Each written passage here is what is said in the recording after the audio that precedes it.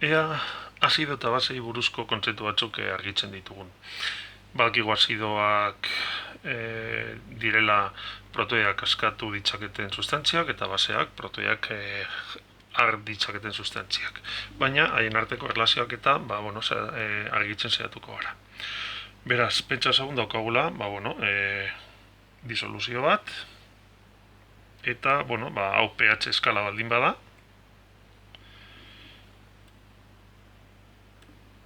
pH eskala, hemen 14 izango genuke, zazpi erdian, eta 0.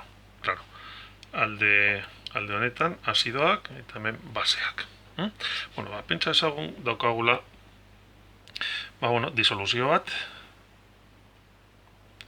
bai, eta bere pH-a hauze dela.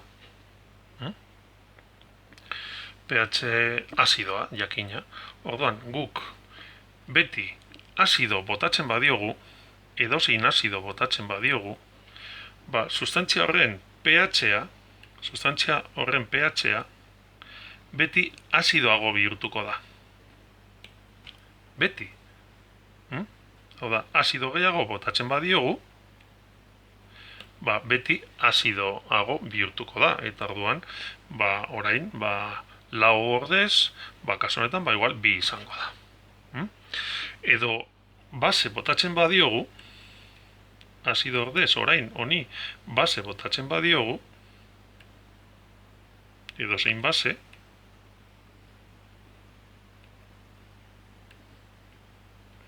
orduan, hau, joan, beti base pH basikorantz joango litzateke. Behar bada onaino helduko litzateke, pH 6 adibidez, base gehiago botatzen badiogu, joango litzateke ziurraski, zazpi baino gehiago, ez dakit, 8,5, edo behar bada, base asko botatzen badiogu, joango litzateke, bere pH-a izango litzateke, igual, ez dakit, 12. Vale. 12. Baina, orduan, beti, zer botatzen diogun arabera, izango da pH handiagoa, txikiagoa, pH gehiago azido gehiago botatzen badiogu, berriro voltatuko litzateke ona, vale? Azido aldeetara. Bueno. Batzuetan, esan duzue, baina orekan badago, azido botatzean, Letxatelierren printzipioaren arabera, justu kontrakoa gertatuko litzateke, hau da, azido botatzen diogu, eta jore izango da, azido hori gaztatzea. Beraz, protoia gaztatzen baditu, basikoago bihurtuko da. Ez, hor dago akatze importante bat. Kenduko ditut hau guztiak. Pentsa ezagun daukagula, hau, disoluzio hau, pH honetan,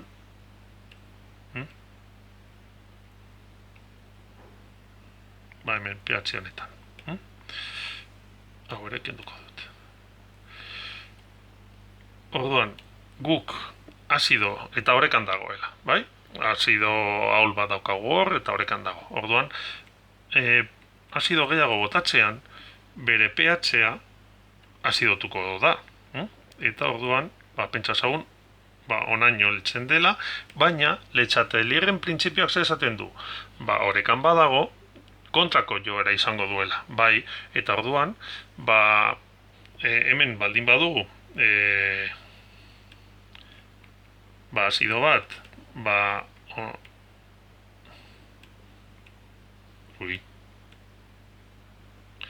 urarekin orekan,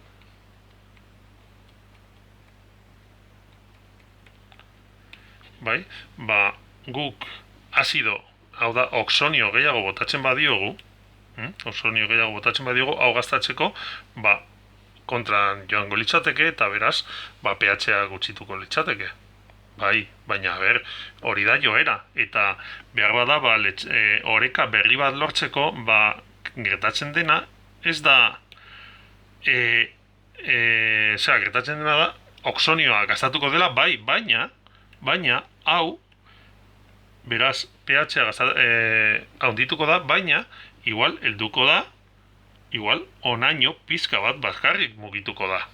Ez da bueltatuko onaino eta lehen baino basikoago bihurtuko, ez, azido bota diogu. Beraz, azidoago bihurtuko da, beti. Orduan, hau hemen zegoen. Orain, onaino heltzen da. Baina, Letxatelierren printzipia aplikatzen badugu, igual ez du lortuko bat koma sortziko pH-a, igual lortuko duena, izango da, igual biko pH-a. Hori da kontua, joera dela esan dugu beti. Eta igual helduko da, baina ez da inoiz itxuliko lauko pH-a baino gehiago izatera. Bale, hori alde batetik. Beraz, azido botatzen dugunean, beti azidoago bihurtuko da. Base botatzen badugu, beti basikoago bihurtuko da. Bueno. Zer gehiago? Guk daukagu, azido bat uretan daukagunean,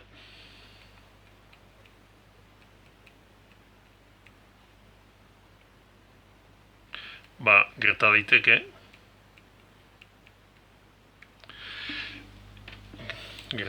ni ere hobeto idaztea. Gerta daiteke azido sendoa izatea, edo azido ahula izatea. Bai? Sendoa baldin bada bere konjokatua hauze oso ahula izango da. Zer esan nahi du oso ahula izateak? Honek ezin duela honekin erreakzionatu alderantzizko erreakzioa emateko. Beraz, horregatik esaten dugu, hau guztiz disoziatzen dela. Zergatik, hemen dagoen azido guztiak sortzen du bere base konjokatua. Eta hau oso ahula denez, ezin du erreakzio itzulgarria bihurtu. Baina, ahula denean esaten dugu bere base konjokatua ahula dela ere bai. Biak ahulak dira. Bai hau. Zer suposatzen du horrek? Kasu honetan, base honek alderantzizko erreakzioa ere sort dezakeela. Beraz, hemen oreka sortzen da. Hau azido ahul honek sortzen du bere base konjokatua, baina base konjokatuak oxonioarekin erreakzionatzen du berriro azidoa bueltatzeko. Horregatik esaten dugu ez dela guztiz disoziatzen. Eta hemen sortuko den oxonio kantitatea beti txikiago izango da ahul baten kasuan, sendo baten kasuarekin konparatuz, biek kontzentrazio berdina badute behintzat.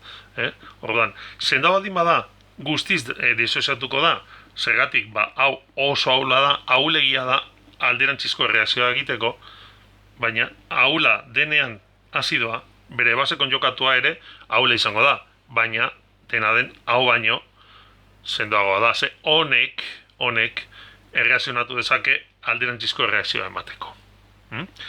Hori, bai azidoekin, bai baseekin. Baseekin gauza bera gertatzen da, base sendoak, base ahulak. Base sendoak, azido kloridrikoa azido sendoen adibide moduan ipini badugu, base sendoen adibide, zerazodio hidroksido adibidez. Eta ahulak, azido azetikoa edo amoniakoa baseen kasuan. Bueno, hori urarekin daudenean, eta beti, hau baldin badaukagu, kasu honetan egongo ginateke. Kasu honetan, azido gehiago bota, azidorantz. Base gehiago bota, basikorantz. Bale? Bueno. Orduan, zer gertatzen da, hemen urarekin erreakzionatu ordez, beste base batekin erreakzionatzen badu azidoa. Hau da, azidoa eta basea biak erreakzionatzen badute. Orduan, eukiko genukena izango da neutralizazio erreakzioa. Vale? Ba, azido bat, eta base bat erreakzionatzen dutela, eta hauek beti sortuko dute azidoaren base konjugatua eta basearen azido konjugatua. Orduan, izango da honen konjugatua eta basearen azido konjugatua. Zer izango da, edo zerretatuko da onelako erreakzio baten ondoren, edo zelako izaera egongo da onelako erreakzio baten ondoren, ba, soberakina edo mugatzailearen arabera. Beti izango dugu, ba, erreakzio guztietan bezala, mugatzaile bat. Hau baldin badago, soberakina baldin bada,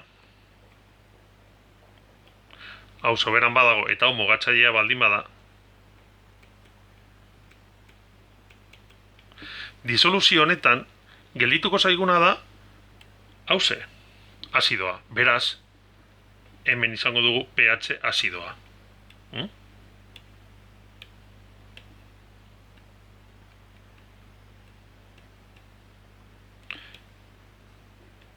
pH azidoa. Zergatik, ba, hau soberan dagoelako. Eta beraz, azido bat daukagu. Zer eukiko dugu? Ba, hemen geneukana. Hauze, disoluzio azido bat.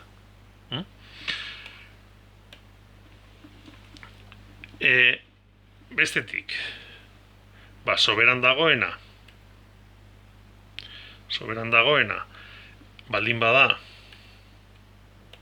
basea,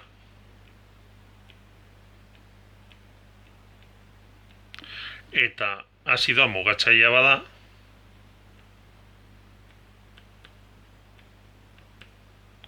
ba, orain, zer daukagu? Ba, hain zuzen,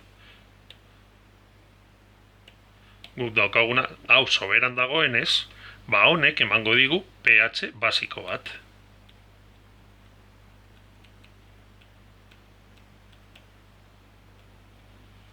pH basikoa. Vale? Eta zer gertatzen da bien kantitate estequiometrikoak badaude. Hau da, kasu honetan, hor dagoen estequiometriarekin, honen molak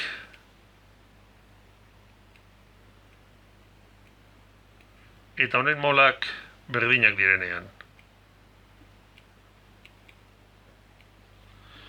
Ba, orduan, kantitate estequiometrikoetan bagaude, ez dago soberan ez bata, ez dago soberan ez hau eta ez hau. Bi hauek egongo dira bakarrik. Hauek gastatu dira. Biak.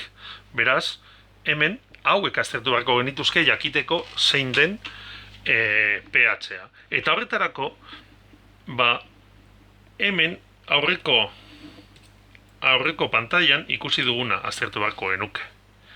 Ze hor sortu diren ioiak ahulak edo oso ahulak baldin badira, ba, emaitza desberdina izango da.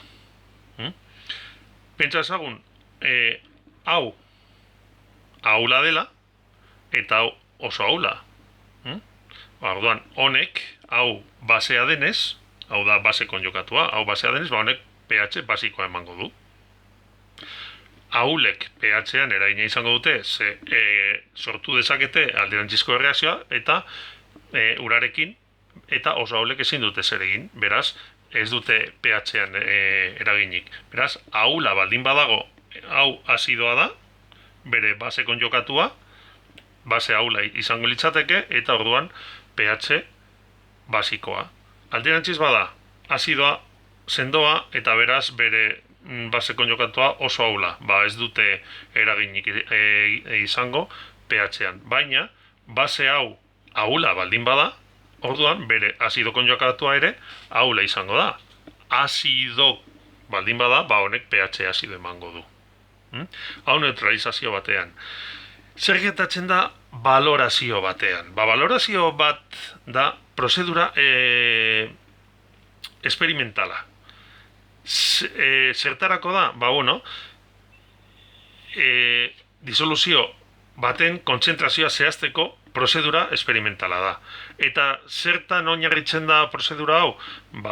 Erreakzio hauetan, neutralizazio erreakziotan. Ordan, bilatu behar duguna, disoluzio baten kontzentrazioa jakiteko, neutralizazio egingo dugu eta puntu hau bilatuko dugu. Hau da, puntu estiometrikoa deituko duguna baliokidetza puntua. Hau gertatzen denean, eta bakarrik hau izango litzateke estiometria bat denean.